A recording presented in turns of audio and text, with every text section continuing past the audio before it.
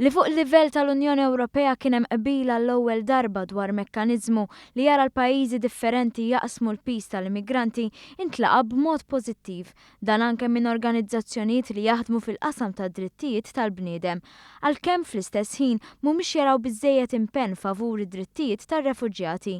Ikkummenta dwar dan ma' One News Neil Falzon li jmexxi l-Fondazzjoni Aditus. Aħna l-konklużjonijiet rajna li qed jippruvaw isolvu problema tal-lum mingħajr ma jaraw għada pitada x'ħajġri. Ġana fil-waqt li naqblu li l-pajjiż membri kollha jridu jgħinu lil Malta, l-Italja, l-Greċja, eċetera, fl-istess ħin irridu naraw ukoll l-interessi tar-refuġati.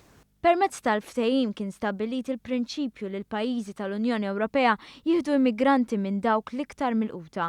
Neil Falzon qal li l-sfida tal-immigrazzjoni se tibqa' hemm, għalhekk il-politika tal-Unjoni Ewropea trid tkun waħda li tħares lejn il-ġejjieni. Stqarr li l-kunċett ta' rilokazzjoni maqbul fl-Unjoni Ewropea huwa parti mis-soluzzjoni, iżda jrid ikun hemm mezz li jagħti dinjità lir-refuġjati li qed ifittxu futur aħjar fl-Ewropa.